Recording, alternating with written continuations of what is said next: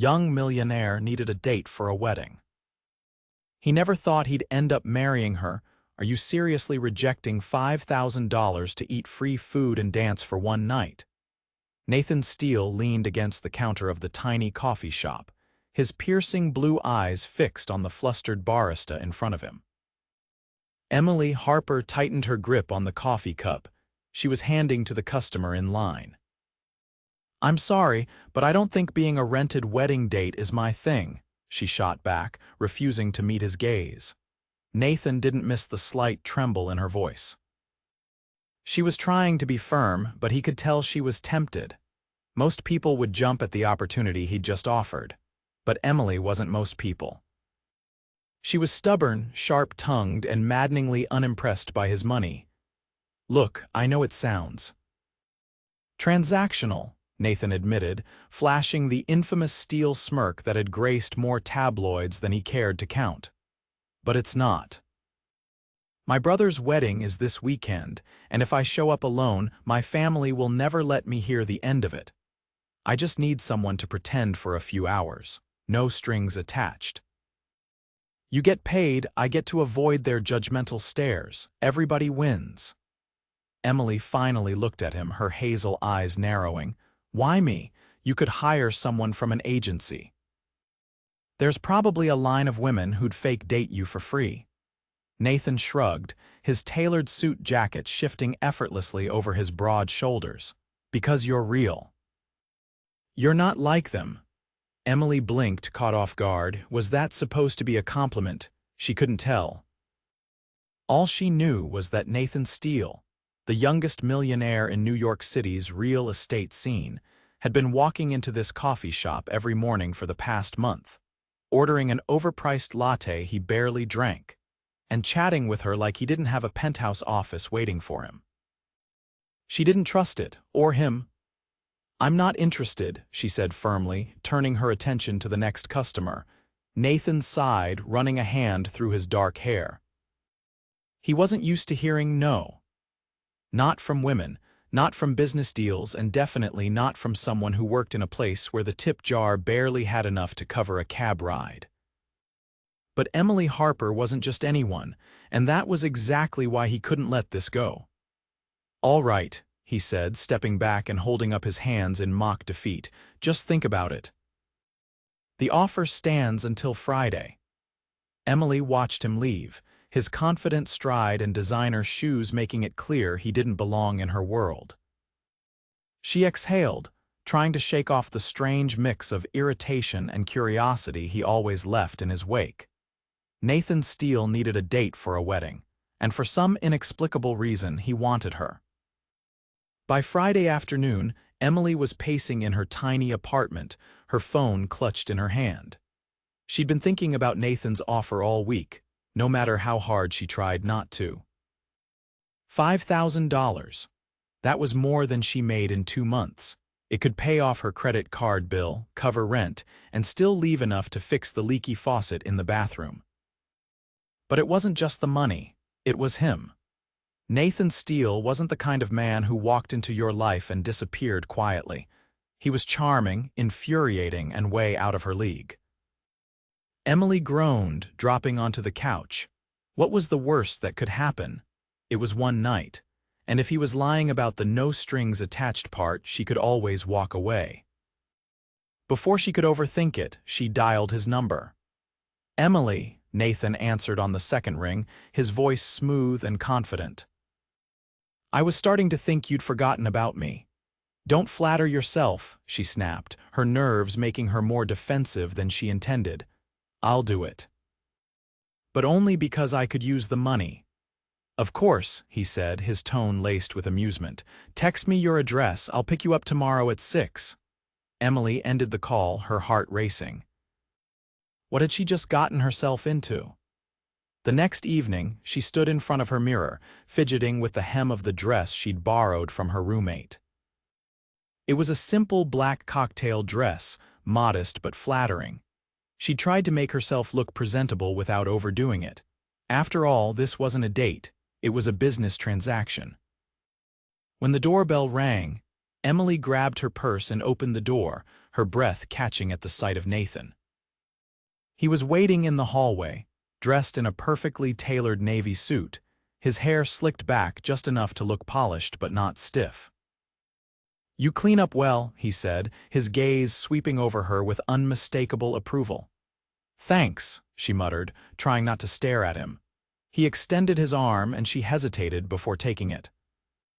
"Ready?" he asked, his smile revealing the dimple she'd only seen glimpses of before. "As I'll ever be," she replied, letting him lead her down to the waiting town car. The wedding was held at an extravagant estate just outside the city. As they walked through the grand entrance, Emily couldn't help but feel like she'd stepped into a movie. Crystal chandeliers, floral arrangements that probably cost more than her monthly rent, and guests dripping in designer labels filled the room. Nathan placed a hand on the small of her back, guiding her toward his family. The warmth of his touch sent an unexpected shiver down her spine. "Just smile and pretend you're madly in love with me," he whispered, his breath tickling her ear. Emily forced a smile, fighting the urge to roll her eyes. "You're really enjoying this, aren't you?" "Maybe a little," he admitted, his grin widening. As the evening went on, Emily found herself relaxing. Nathan's family was welcoming, if a bit nosy, and she was surprised by how easily she and Nathan fell into a rhythm. He made her laugh, teased her just enough to keep her on her toes, and even danced with her when his mother insisted. For a moment, she almost forgot it was all fake. Almost.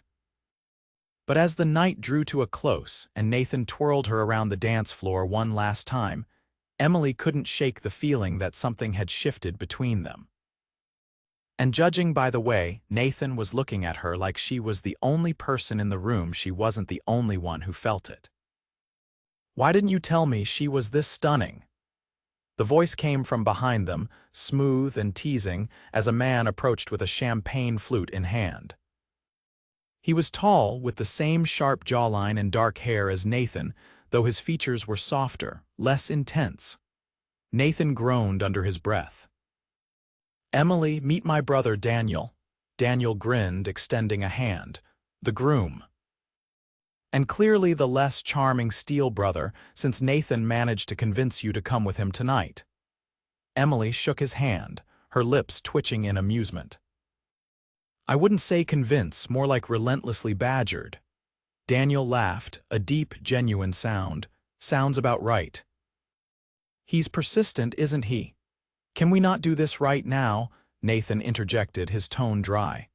"Relax, little brother," Daniel said, clapping Nathan on the shoulder. "I just wanted to meet the woman who's got you looking like you're actually enjoying yourself for once." Emily glanced at Nathan, surprised to find a flicker of something. Was it embarrassment? Across his face, he quickly covered it with a smirk. "You're imagining things," Nathan replied smoothly. "Now go find your bride." "I'm sure she's wondering where you are." Daniel gave Emily a wink before sauntering off, leaving the two of them standing alone again. "Your brothers." "Charming," Emily said, sipping the champagne Nathan had handed her earlier. "He's a pain," Nathan muttered, though there was a hint of fondness in his voice.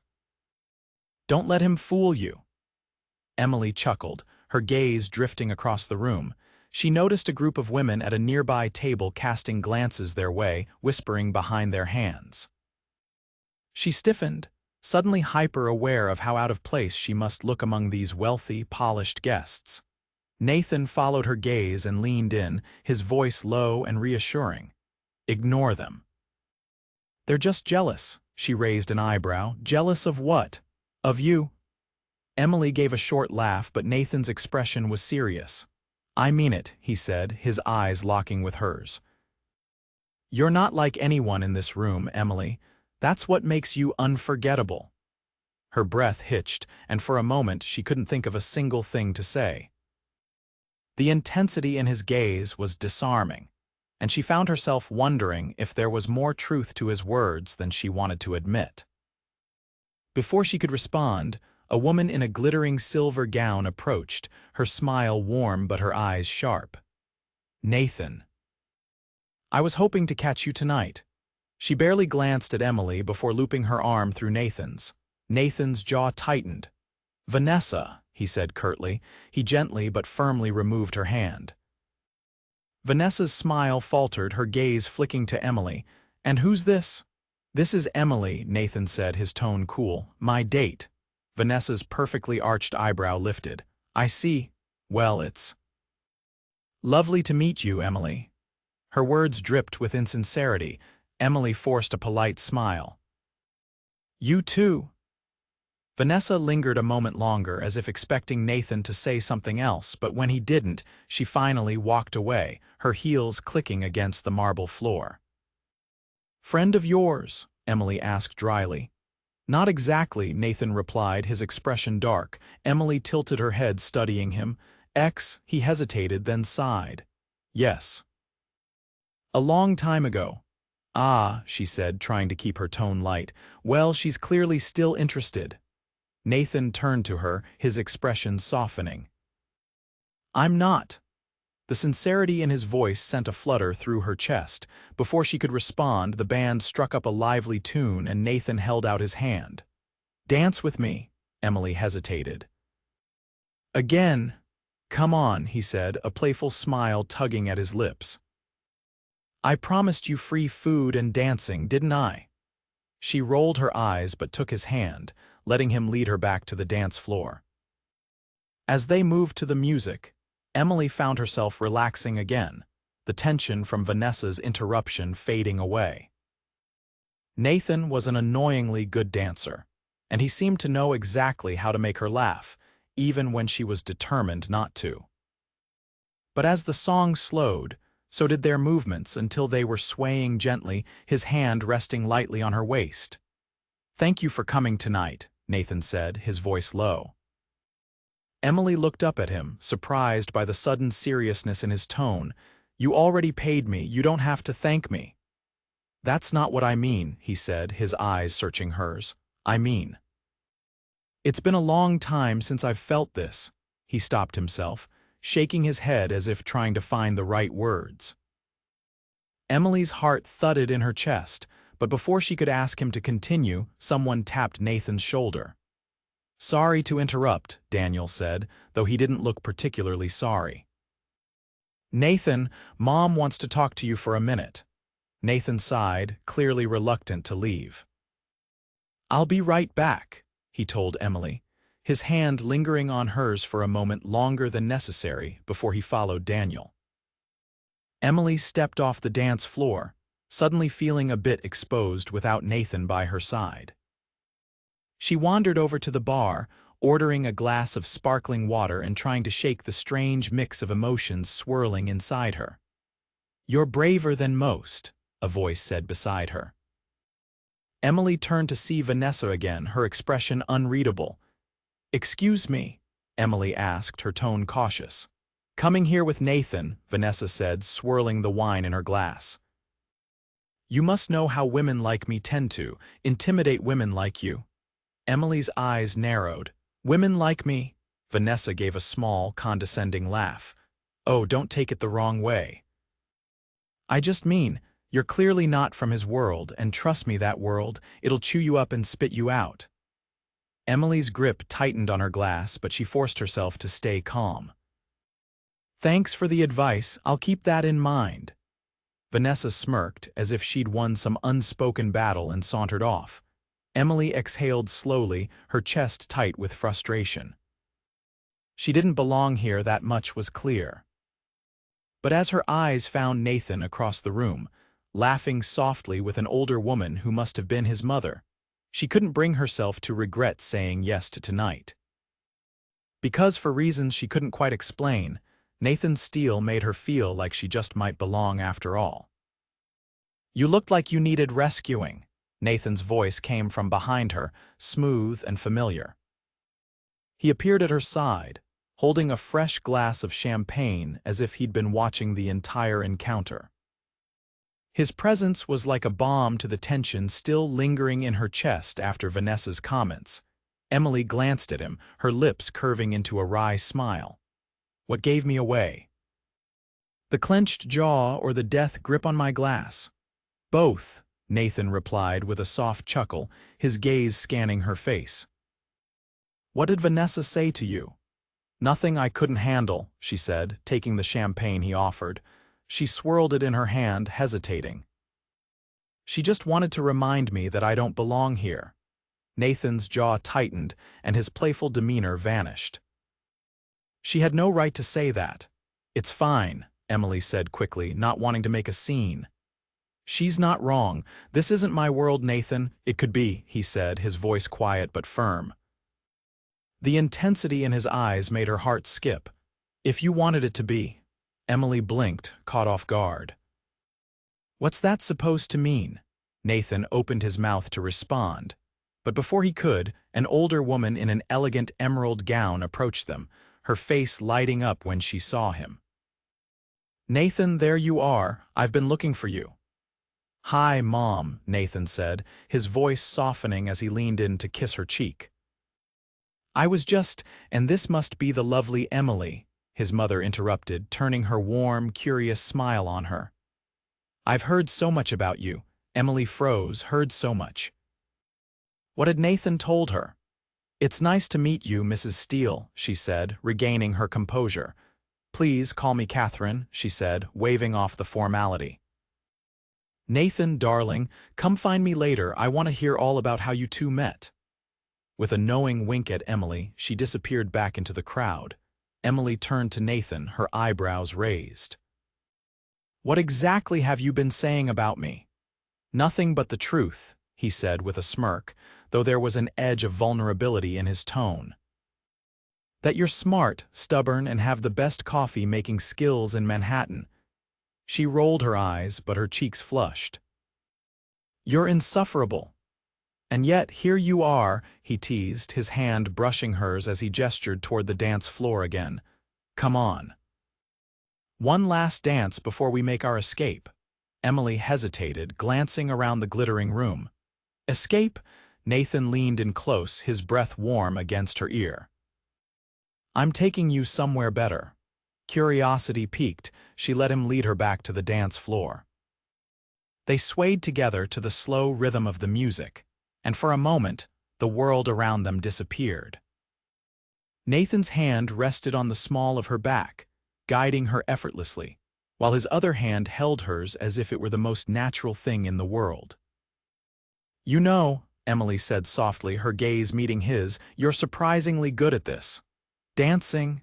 No, she said with a small laugh. Making someone forget they're completely out of their depth. Nathan's expression softened, and he pulled her a fraction closer. Maybe that's because you're not. You belong here more than you think, Emily. Her chest tightened at the sincerity in his voice, but before she could respond, the song ended and Nathan stepped back, offering her his arm. Ready? For what? You'll see, he said with a mysterious smile. Minutes later, Emily found herself stepping into a sleek black car, Nathan sliding in beside her. The driver nodded at him and pulled away from the estate, the city lights reflecting off the glossy windows. Where are we going? She asked, watching as the crowded streets of Manhattan came into view. You'll see, Nathan said again, his eyes sparkling with amusement as he pulled a small velvet box from his pocket. But first, I have something for you. Emily's heart skipped as she stared at the box. What is that? Relax, Nathan said with a chuckle, opening the lid to reveal a delicate gold bracelet, its surface encrusted with tiny diamonds. It's just a thank you gift. For being my date tonight and putting up with my family. I can't accept that, she said, shaking her head. Yes, you can, he said, taking her wrist gently and fastening the bracelet before she could protest further. And you will. Nathan, it's not up for debate, he said, his tone leaving no room for argument. You deserve it. Emily glanced down at the bracelet, its soft sparkle catching the dim light of the car. It was beautiful, too beautiful. She felt a lump form in her throat, but she swallowed it down. You're impossible. And you're welcome, he replied with a grin. The car slowed to a stop and Nathan stepped out first, holding the door open for her. Emily's breath caught as she looked up at the building in front of them, a rooftop restaurant, its glowing sign promising an unforgettable view of the city. "Nathan," she whispered, her voice filled with awe. "Come on," he said, offering her his hand. "I figured we could use a proper meal after all that wedding cake." The rooftop was breathtaking. Strings of fairy lights crisscrossed above them, and the glittering skyline of New York stretched out in every direction. A private table awaited them near the edge, set with flickering candles and a bottle of chilled champagne. "This is..." Emily trailed off, struggling to find the right words. "Over the top," Nathan suggested, pulling out her chair. "Perfect," she corrected, sitting down. As they ate, the conversation flowed easily. Nathan told her about growing up in the shadow of his older brother, about how he'd built his business from the ground up after refusing to rely on his family's wealth. Emily, in turn, shared stories of her childhood, her struggles to make ends meet, and the dreams she'd put on hold. "I admire you, you know," Nathan said, his voice soft. "You've been through so much, and yet you're still standing, still fighting." Emily looked down at her plate, her cheeks flushing. "I don't know about that." "I do," he said firmly, reaching across the table to take her hand. "You're stronger than you realize, Emily." She met his gaze, her heart pounding. There was something about the way he looked at her, like she was the only person in the world who mattered. It was overwhelming and terrifying and exhilarating all at once. "Nathan," she began, her voice trembling slightly, whatever this is, it feels like it's real," he finished for her, his thumb brushing gently over her knuckles. She nodded, unable to speak. "It is," he said simply. "At least for me." The confession hung between them, heavy and electric. Emily's mind raced, her walls trembling under the weight of his words. But before she could respond, Nathan stood, pulling her up with him. "Come here," he said, leading her to the edge of the rooftop. They stood in silence, the city sprawling out below them, the air humming with unspoken emotions. Nathan turned to her, his hand cupping her cheek. "I don't know where this is going," he admitted, his voice raw. "But I know I don't want it to end." Emily's breath hitched, and before she could second-guess herself, she closed the distance between them, her lips brushing his in a soft, tentative kiss. When they pulled apart, Nathan's eyes searched hers, filled with a mix of hope and determination. "Stay," he whispered, and for the first time that night, Emily didn't feel out of place. She felt like she was exactly where she was meant to be. The morning sunlight streamed through the tall windows of Nathan's penthouse, casting golden beams across the sleek, modern furniture. Emily stood near the floor-to-ceiling glass, staring out at the breathtaking view of Manhattan.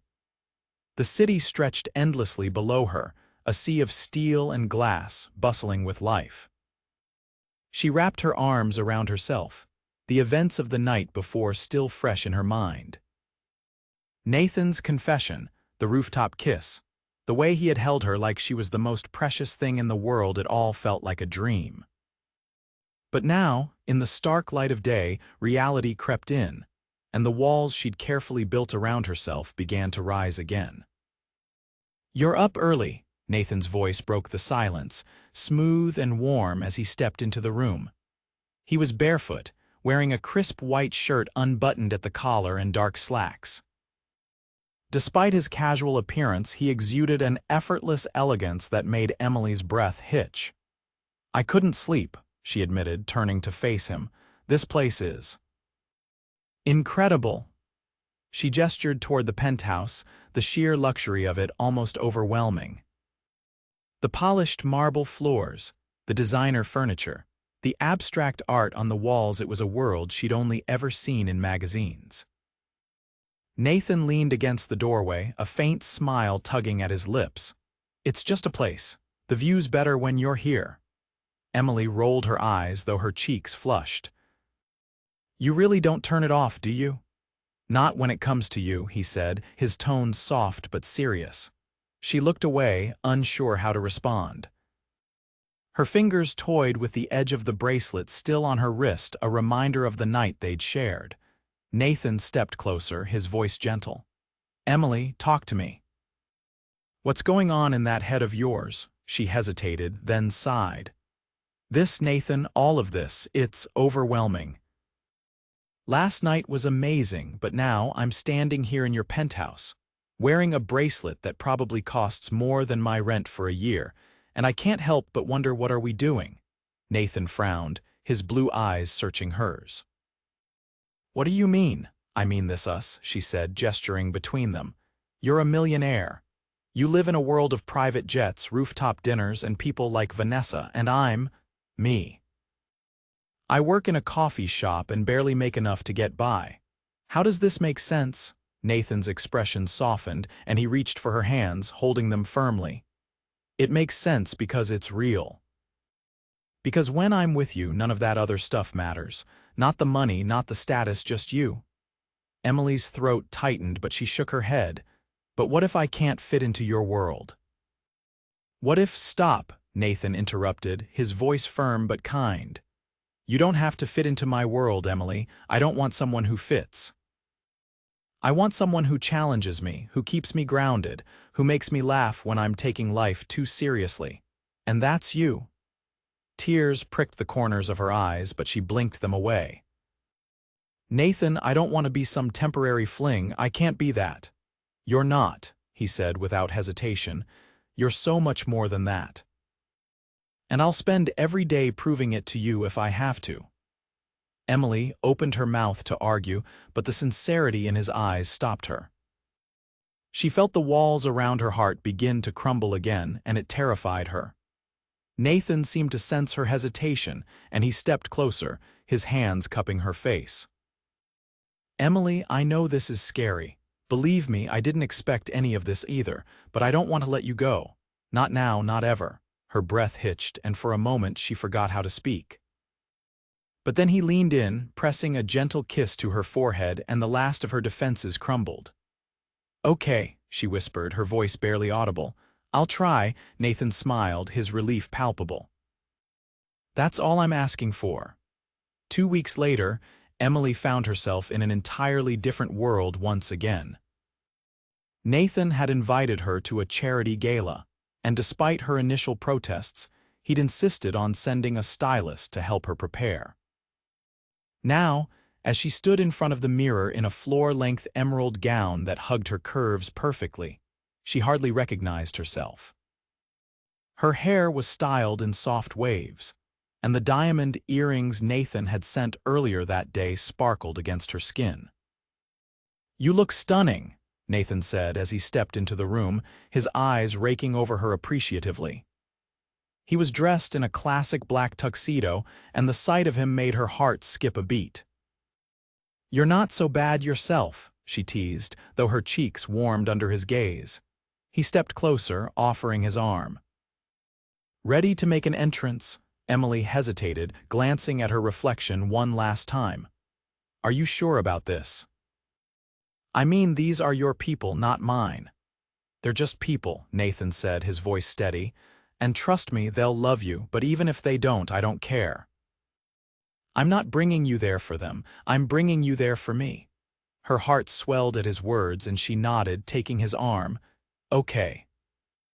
Let's do this." The gala was held at a grand ballroom in the heart of the city, with crystal chandeliers and gold accents adorning every surface. As they entered, all eyes seemed to turn toward them, whispers rippling through the crowd. Nathan held her hand firmly, his presence steadying her as they made their way through the room. He introduced her to countless people, business partners, friends, even a few celebrities, and each time, he spoke of her with pride and admiration. But it wasn't until later in the evening, when Nathan stepped onto the stage to make a speech, that Emily truly understood how much she meant to him. "Ladies and gentlemen," he began, his voice commanding yet warm. "Tonight, we're here to support a cause that's close to my heart. But before I get into that, I want to take a moment to thank someone who's become very important to me. His eyes found Emily in the crowd, and her breath caught as he smiled at her. "Emily Harper," he said, his voice steady. "You've reminded me of what truly matters in life. Your kindness, your strength, your unwavering determination, it's humbling. And I'm so incredibly lucky to have you by my side." The room erupted in applause, but Emily barely heard it. Her heart was racing, her cheeks warm, and she couldn't tear her eyes away from Nathan. As he stepped down from the stage and made his way back to her, she felt a surge of emotion she couldn't contain. "You didn't have to do that," she said, her voice trembling. "I wanted to," he replied, taking her hands in his, "because I meant every word." Tears filled her eyes, and she smiled through them. "You're impossible, you know that. And you're unforgettable," he said, pulling her into his arms. In that moment, surrounded by the glittering lights of the gala and the hum of the crowd, Emily realized she wasn't afraid anymore. Nathan had broken through her walls, and for the first time in a long time, she felt like she was exactly where she was meant to be with him. 6 months later, in a small, intimate ceremony overlooking the ocean, Emily Harper became Emily Steele. As Nathan slid the ring onto her finger and vowed to love her for the rest of his life, she knew without a doubt that she'd made the right choice. And as they shared their first kiss as husband and wife, the world faded away, leaving only the two of them and the love they'd found against all odds.